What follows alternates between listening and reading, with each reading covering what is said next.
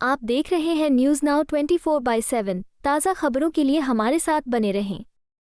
BJP के लोग, RSS के लोग इस संविधान को खत्म करना चाहते हैं। हिंदुस्तान के इंस्टीट्यूशंस हैं, संस्थाएं हैं, ब्यूरोक्रेसी है, शिक्षा का सिस्टम है, स्वास्थ्य का सिस्टम है। संविधान में कहीं नहीं लिखा कि एक पार्टी को, एक विचारधारा को अपने लोग हिंदुस्तान की हर संस्था में डालने हैं। आरएसएस की मेंबरशिप लीजिए, साइंस के बारे में, ज्योग्राफी के बारे में, हिस्ट्री के बारे में कुछ मालूम ना हो, कोई फर्क नहीं पड़ता। आरएसएस के हो, सीधा आपको उसमें जगह मिलेगी। और ये एक संस्था के साथ नहीं हो रहा है, ये हिंदुस्तान की सारी संस्थाओं के साथ, इंस्टीट्यूशंस के साथ हो रहा है। महाविकास अघाड़ी ने बुधवार को महाराष्ट्र के लोगों से पंचसूत्री 5 गारंटी कार्यक्रम का वादा किया। कांग्रेस नेता राहुल गांधी द्वारा घोषित वादों में राज्य भर में सभी महिलाओं को प्रति माह 3,000 रुपये और मुफ्त यात्रा शामिल थी। एमवीए ने किसानों को 3 लाख रुपए तक की ऋण माफी और बेरोजगार युवाओं को 4,000 रुपये मासिक देने का भी वादा किया। एमवीए ने बीकेसी के एमएमआरडीए ग्राउंड में महाराष्ट्र स्वाभिमान सभा का आयोजन किया। बैठक में घटक दलों कांग्रेस, शरद पवार के नेतृत्व वाली एनसीपीएसपी और एमवीए के उद्धव ठाकरे के नेतृत्व वाली शिवसेना यूबीटी के सभी वरिष्ठ नेता शामिल हुए। एमवीए द्वारा घोषित 5वीं गारंटी राज्य के प्रत्येक परिवार के लिए 25 लाख रुपए का स्वास्थ्य बीमा कवर थी। वरिष्ठ कांग्रेस नेता राहुल गांधी ने एमवीए की पंचसूत्री की पहली योजना महालक्ष्मी योजना की घोषणा की। उन्होंने कहा, हम हर महीने प्रत्येक महिला के बैंक खाते में सीधे 3,000 रुपये जमा करेंगे। महिलाओं को राज्य भर में बसों में मुफ्त यात्रा भी प्रदान की जाएगी, क्योंकि वे मुद्रास्फीति, गैस सिलेंडर की बढ़ती कीमतों और बेरोजगारी से सबसे ज्यादा पीड़ित हैं। वरिष्ठ कांग्रेस नेता ने कहा कि यह आरएसएस, बीजेपी और इंडिया ब्लॉक के बीच एक वैचारिक लड़ाई है। एक तरफ डॉक्टर BR अम्बेडकर का संविधान, एकता और सम्मान है, वहीं दूसरी तरफ बीजेपी और आरएसएस परोक्ष रूप से संविधान को नष्ट करने का काम कर रहे हैं। वे सीधे तौर पर यह नहीं कह रहे हैं, क्योंकि वे जानते हैं कि लोग उनके खिलाफ एकजुट हो जाएंगे। श्री गांधी ने ये भी आरोप लगाया कि आरएसएस और भाजपा विश्वविद्यालयों और संस्थानों में अपने लोगों को नियुक्त कर रहे हैं। उन्होंने कटाक्ष करते हुए कहा कि अगर कोई वीसी पद पर नियुक्ति चाहता है तो उसे शैक्षणिक डिग्री की नहीं बल्कि आरएसएस की सदस्यता की जरूरत है। उन्होंने कहा, भारत गुट कभी भी ऐसी चीजें नहीं करेगा।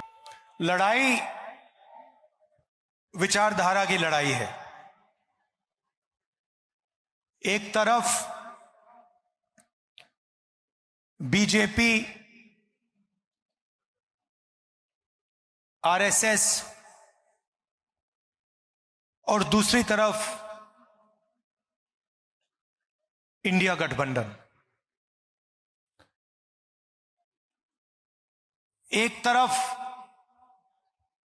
अंबेडकर जी का संविधान, एकता, समानता, मोहब्बत,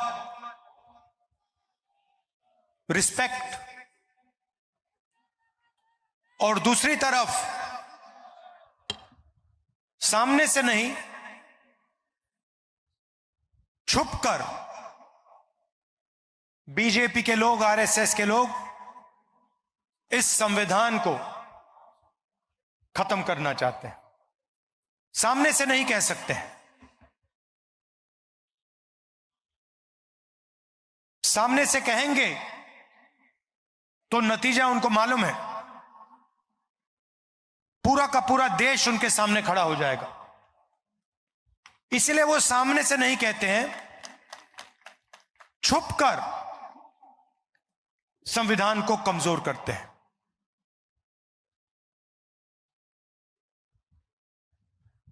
हिंदुस्तान के इंस्टीट्यूशंस हैं, संस्थाएं हैं, ब्यूरोक्रेसी है, शिक्षा का सिस्टम है, स्वास्थ्य का सिस्टम है। संविधान में कहीं नहीं लिखा कि एक पार्टी को, एक विचारधारा को अपने लोग हिंदुस्तान की हर संस्था में डालने हैं। यह इंडिया गठबंधन कभी नहीं करता है। आप देखिए, आज देश में यूनिवर्सिटीज के वाइस चांसलर्स की लिस्ट निकाली है। उस लिस्ट में आपको मेरिट नहीं दिखाई देगा, सिर्फ क्वालिफिकेशन सिर्फ आरएसएस की मेंबरशिप का है। वाइस चांसलर बनना है, आरएसएस की मेंबरशिप लीजिए। साइंस के बारे में, ज्योग्राफी के बारे में, हिस्ट्री के बारे में कुछ मालूम ना हो, कोई फर्क नहीं पड़ता। आरएसएस के हो, सीधा आपको उसमें जगह मिलेगी। और ये एक संस्था के साथ नहीं हो रहा है, ये हिंदुस्तान की सारी संस्थाओं के साथ, इंस्टीट्यूशंस के साथ हो रहा है।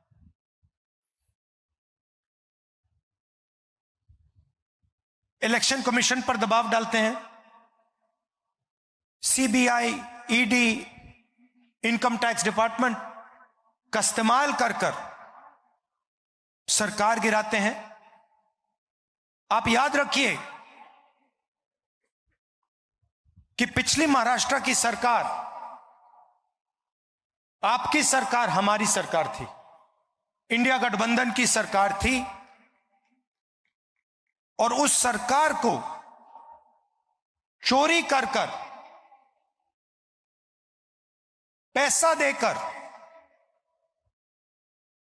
हटाया गया था। क्यों? क्योंकि वो 2-3 अरबपतियों की मदद करना चाहते हैं। आप जानते हो, मुंबई जानता है, महाराष्ट्र जानता है कि धारावी की जमीन, 1 लाख करोड़ रुपए की जमीन, आपकी जमीन, गरीबों की जमीन, आपके आंखों के सामने आपसे छीनी जा रही है। पूरी दुनिया जानती है। 1 लाख करोड़ रुपए की जमीन आपकी आंखों के सामने, दुनिया की आंखों के सामने 1 अरबपति को दी जा रही है। आपके जो प्रोजेक्ट्स थे, चाहे वो एप्पल आईफोन की फैक्ट्री हो, चाहे वो हवाई जहाज बोइंग का यूनिट हो, आपसे छीनकर दूसरे प्रदेशों में चले जा रहे हैं। 5 लाख युवाओं को रोजगार मिलता है इन प्रोजेक्ट से। सारे के सारे आपसे छीनकर गुजरात की ओर चले गए। Semiconductor plant, iPhone manufacturing plant, GAIL petrochemical project, Tata Airbus project, ये सारे के सारे जो आपके थे, जिससे आपके युवाओं को फायदा मिलना चाहिए था, रोजगार मिलना चाहिए था, ये एक के बाद एक आपसे छीन लिए गए। आपकी जमीन छीनी जा रही है, 1 लाख करोड़ रुपए की जमीन छीनी जा रही है, आपके प्रोजेक्ट्स छीने जा रहे हैं। यह है बीजेपी की सरकार। आपको कहते हैं कि आपको हम पैसा देंगे, महिलाओं को पैसा देंगे, मगर हमने आंकड़े निकाले, बीजेपी की सरकार में आपके साथ क्या किया जा रहा है।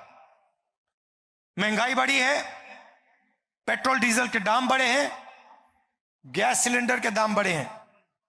इनको अगर आप जोड़ें तो बीजेपी की सरकार हर साल महाराष्ट्र के हर परिवार से 90,000 रुपए छीनती है, आपके जेब में से निकालते हैं और सीधा अदानी, अंबानी ऐसे लोगों की जेब में डालते हैं और फिर आपसे कहते हैं हम आपको महिलाओं को 1,000 रुपए देंगे, 1,500 रुपए देंगे। मगर इनकी नियत गलत है। काम ये सिर्फ उन लोगों का करते हैं। नोटबंदी से आपको फायदा हुआ? जीएसटी से आपको फायदा हुआ? किसान के जो कानून बना उससे आपको फायदा हुआ? ये जो आपके प्रोजेक्ट्स हैं जो ये आपसे छीने गए, इससे आपको फायदा हुआ क्या? आप रोजगार नहीं चाहते हो, आप सिर्फ महंगाई चाहते हो, आप बेरोजगारी चाहते हो क्या? हिंदुस्तान में सबसे ज्यादा बेरोजगारी आज है। किसी स्टेट में चले जाइए, महाराष्ट्र छोड़िए, किसी भी स्टेट में चले जाइए और वहां आप पूछिए, युवाओं से पूछिए क्या करते हो, कहेंगे भैया कुछ नहीं करते हैं। मोदी जी ने, बीजेपी की पॉलिसीज ने बेरोजगारी फैला दी है, रोजगार मिल ही नहीं सकता। जो स्मॉल एंड मीडियम बिजनेस वाले हैं उनको एक के बाद एक खत्म कर दिया है। जो रीढ़ की हड्डी हुआ करते थे, रोजगार अंबानी अदानी नहीं दे सकते। अदानी धारावी की जमीन छीन सकता है आपसे, मगर रोजगार नहीं दे सकता है। यह पूरा देश जानता है। रोजगार कौन देते हैं? स्मॉल मीडियम इंडस्ट्री वाले लोग जो मैन्युफैक्चरिंग करते हैं, जो हाथ से काम करते हैं, ये लोग रोजगार देते हैं। और इन सब को बीजेपी के लोगों ने, इनकी सरकारों ने खत्म कर दिया है। नोटबंदी, जीएसटी, ये पॉलिसीज नहीं है, ये हथियार हैं। छोटे बिजनेस वालों को खत्म करने के, मारने के हथियार हैं। आप जीएसटी देते हो, जितनी जीएसटी हिंदुस्तान का सबसे गरीब व्यक्ति देता है उतनी ही जीएसटी अदानी देता है। आप शर्ट खरीदोगे, उतना ही पैसा आपके जेब से जाएगा जितना अदानी के जेब से जाएगा। यह जीएसटी की सच्चाई है। और अगर आप देखें, आज हिंदुस्तान में गरीब लोग टैक्स देते हैं। सबसे ज्यादा टैक्स गरीब लोग देते हैं, कमजोर लोग देते हैं, छोटे दुकानदार देते हैं, किसान देते हैं, मजदूर देते हैं। इनडायरेक्ट टैक्स से पता नहीं लगता। आप शर्ट खरीदते हो, टैक्स लगता है। मोटरसाइकिल में पेट्रोल डालते हो, टैक्स लगता है। सब जगह इनडायरेक्ट टैक्स लगता रहता है आपके कंधों पे। ये सब बीजेपी की पॉलिसीज हैं।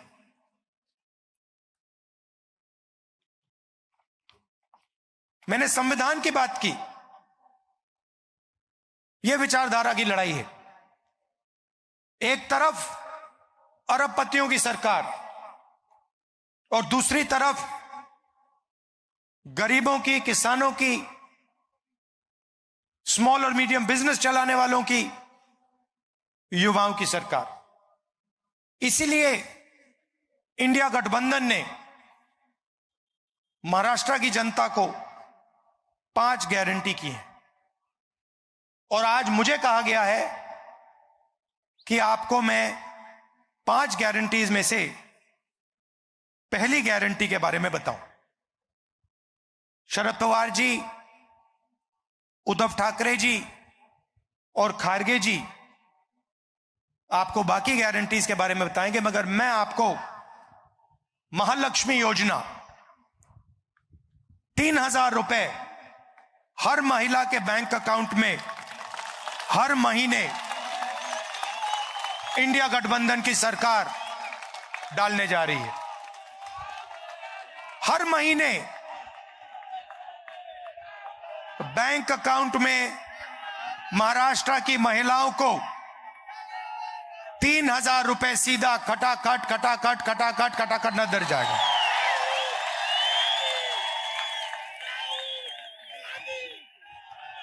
और जब महाराष्ट्र की महिलाएं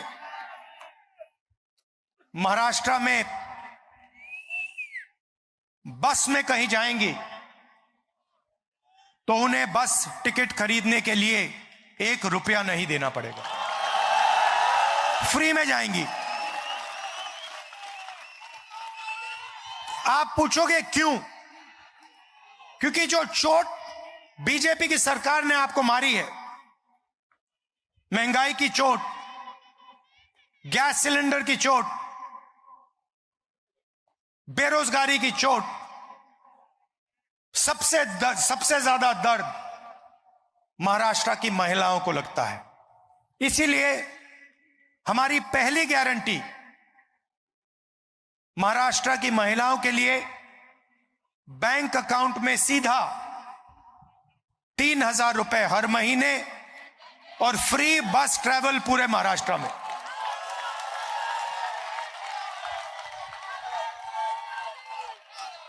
जो बाकी गारंटीज हैं उनके बारे में शरद पवार जी, उद्धव ठाकरे जी और खारगे जी आपको बताएंगे। थोड़ा सा मैं आपको जाति जनगणना के बारे में कहना चाहता हूं। आज नागपुर में हमने एक सम्मेलन किया, उसमें हमने जाति जनगणना की बात की। भाइयों और बहनों, हिंदुस्तान में 15% दलित आबादी है, 8% आदिवासी हैं, मगर आज तक किसी को नहीं मालूम कि इस देश में पिछड़े वर्ग के कितने लोग हैं। कोई कहता है 50 हैं, कोई कहता है 55% है, कोई कहता है 60% है, किसी को नहीं मालूम। और जब हम देखते हैं, हिंदुस्तान की संस्थाओं को देखते हैं, मीडिया को देखते हैं, कॉर्पोरेट इंडिया को देखते हैं, जुडिशरी को देखते हैं, इन सब संस्थाओं में हमें ना पिछड़े वर्ग के लोग दिखते हैं, ना दलित दिखते हैं, ना आदिवासी दिखते हैं, ना माइनॉरिटी के लोग दिखते हैं, ना गरीब जनरल कास्ट के लोग दिखते हैं। इसलिए हम चाहते हैं कि देश में एक ऐतिहासिक कदम लिया जाए, जाति जनगणना किया जाए और पूरे हिंदुस्तान के लोगों को, हर वर्ग के लोगों को यह पता लगे कि पावर स्ट्रक्चर में उनकी कितनी हिस्सेदारी है, इस देश में धन किसके हाथ में है, संस्थाएं किसके हाथ में है। इसीलिए हमने लोकसभा के चुनाव में कहा था कि अगर हमारी सरकार दिल्ली में बनेगी तो हमारा पहला कदम जाति जनगणना होगा। कर्नाटक में, तेलंगाना में कांग्रेस पार्टी की सरकार है। दोनों प्रदेशों में हमने जाति जनगणना का काम शुरू कर दिया है और तेलंगाना में हमने एक ऐतिहासिक कदम लिया, ऐतिहासिक कदम। पहले सर्वे बंद कमरों में बनते थे, ब्यूरोक्रेट सवाल चुनते थे, मगर हिंदुस्तान के इतिहास में पहली बार तेलंगाना में जो जाति जनगणना पर सवाल पूछे जाएंगे वो तेलंगाना की जनता ने चुने हैं। हमने पूरे स्टेट में मीटिंग्स करी और जनता से पूछा, दलितों से, आदिवासियों से, पिछड़े वर्ग के लोगों से, महिलाओं से, कि कौन से सवाल पूछे जाने चाहिए, आप क्या जानना चाहते हो हिंदुस्तान के पावर स्ट्रक्चर के बारे में, हिंदुस्तान के धन के बारे में, आपकी आबादी के बारे में, और जनता ने हमें सवाल दिए। महाराष्ट्र में भी जैसे ही हमारी सरकार आएगी, हम जाति जनगणना का काम शुरू कर देंगे। और पार्लियामेंट में मैंने साफ कहा है, मोदी जी कुछ भी करें, जैसे ही इंडिया गठबंधन की सरकार दिल्ली में बनेगी, वैसे ही जाति जनगणना होगा। और ये जो 50% की सीलिंग लगा रखी है, जो दीवार बना रखी है रिजर्वेशन की, इस दीवार को हम तोड़ देंगे। भाइयों और बहनों, विचारधारा की लड़ाई है। अगर यह संविधान खत्म हो गया तो हिंदुस्तान के गरीब लोगों के पास, दलितों के पास, आदिवासियों के पास, पिछड़ों के पास कुछ नहीं बचेगा। जो भी आज आपको मिला है, चाहे ये आईआईटीज हो, आईआईएम हो, शिक्षा का सिस्टम हो, स्वास्थ्य का सिस्टम हो, आपकी जमीन की रक्षा, ये सब संविधान करता है। अगर आज अदानी जी पर थोड़ी सी रोक लगी हुई है, तो यह संविधान के कारण रोक लगी हुई है। और यह जो किताब है, यह सिर्फ एक किताब नहीं है। इस किताब में महापुरुषों की सोच, हिंदुस्तान की आवाज है इस किताब में। इसमें अंबेडकर जी की आवाज है, फूले जी की आवाज है, गांधी जी की आवाज है, बसवन्ना जी की आवाज है, नारायण गुरु जी की आवाज है, बुद्ध भगवान की आवाज है। उन सब की आवाज इस किताब में है। और हिंदुस्तान की आवाज, गरीबों की आवाज, दलितों की, पिछड़ों की, कमजोर लोगों की, किसानों की आवाज इसमें है। और आस्ते आस्ते नरेंद्र मोदी, आरएसएस और बीजेपी इस किताब को खत्म करने में लगे हैं। इंडिया गठबंधन आपको मैसेज देना चाहता है कि कुछ भी हो जाए, संविधान को कोई नहीं छुएगा, कोई नहीं खत्म कर पाएगा।